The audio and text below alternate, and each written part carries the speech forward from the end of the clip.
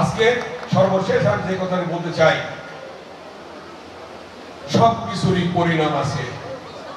যে যেমন কাজ করবে সে তেমন কিভাবে ফল পাবে। বাংলাদেশে 52-এর ভাষা আন্দোলন থেকে শুরু করে 52-এর ভাষা আন্দোলন হয়েছিল,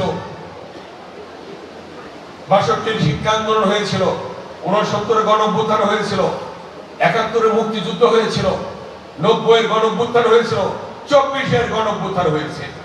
প্রত্যেকটি গণঅভ্যুত্থান রাজপথে ফয়সালা হয়েছে। বিএনপির ভারপ্রাপ্ত চেয়ারম্যান তারেক রহমান বলেছিলেন, দেশ যাবে কোন পথে? ফয়সালা হবে রাজপথে। সে রাজপথে কিন্তু ফয়সালা হয়েছে 52-এর ভাষা আন্দোলনের মতো 24-এর গণঅভ্যুত্থান পর্যন্ত।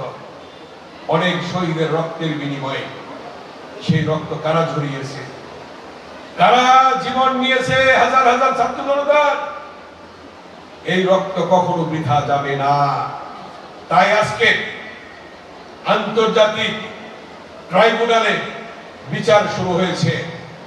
আপনারা দেখেছেন গতকাল একটি রায় হয়েছে। বাংলাদেশের জনগণ স্বস্তি পেয়েছে। হাজার হাজার ছাত্র জনতার যে হত্যাকারী ফ্যাসিস্ট, এই দেশের অনৈতিক অবৈধ প্রধানমন্ত্রী শেখ হাসিনার বিচারের রায় হয়েছে গতকাল, এবং তার সর্বোচ্চ শাস্তি হয়েছে। বাংলাদেশের জনগণ স্বস্তি পেয়েছে, বাংলাদেশের জনগণ খুশি হয়েছে। যারা পঙ্গুত্ব বরণ করেছে, যারা মৃত্যুবরণ করেছে, তাদের পরিবার সন্তুষ্ট হয়েছে, এবং তাদের সন্তুষ্টির মধ্যে দিয়ে একটা কথাই বলা হয়েছে, এই বিচার কার্যকর করতে হবে। এটি জনগণের প্রত্যাশা, এবং সেই প্রত্যাশা অনুযায়ী এই যে 57 জন সেনা কর্মকর্তা হত্যা করেছে, হেফাজতের মিছিলে গুলি চালিয়ে হাজার হাজার হেফাজতের নেতা কর্মীকে হত্যা করা হয়েছে, ইলিয়াস আলীকে গুম করা হয়েছে, চৌধুরী আলমকে গুম করা হয়েছে, সুমনকে গুম করা হয়েছে, হাজার হাজার ছাত্রনেতা গুম হয়েছে। তাদের বিচারও ওই আন্তর্জাতিক ট্রাইব্যুনালে শুরু হয়ে গেছে কিন্তু ইনশাআল্লাহ। এই জন্য আমি একটা কথা বলেছিলাম, এই অনৈতিক সরকারের, অবৈধ সরকারের, বিনামূল্যের সরকারের এমপিদেরকে জনগণ বের করে নিয়ে আসবে। প্রত্যেকে পার্লামেন্ট থেকে বের করে নিয়ে আসছে। অবৈধ অনৈতিক ভোট চুরির প্রধানমন্ত্রীর যে মন্ত্রীরা ছিল, মন্ত্রীদেরকে সচিবালয় থেকে বের করে নিয়ে আসছে।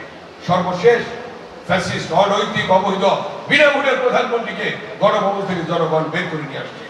এটা আল্লাহর ইচ্ছা, আল্লাহর ইচ্ছা। আল্লাহর ইচ্ছা ছাড়া গাছের পাতাটাও নড়ে না, আল্লাহর ইশারা ছাড়া গাছের পাতাও নড়ে না। তাই যে বিচার শুরু হয়েছে, এই বিচার চলতে থাকবে। কতবার যে ফাঁসি হবে তার কোনো হিসাব থাকবে না। অতএব আমরা এই বিচারের প্রত্যাশা করে, সুস্থ বিচারের প্রস্তাব করে, ন্যায় বিচারের প্রত্যাশা করে, এবং আগামী দিনে যে সকল অন্যায় অপরাধ যারা করেছে তাদের বিচার হবে, তার দোষরদের বিচার হবে, এই প্রত্যাশা ব্যক্ত করে আমি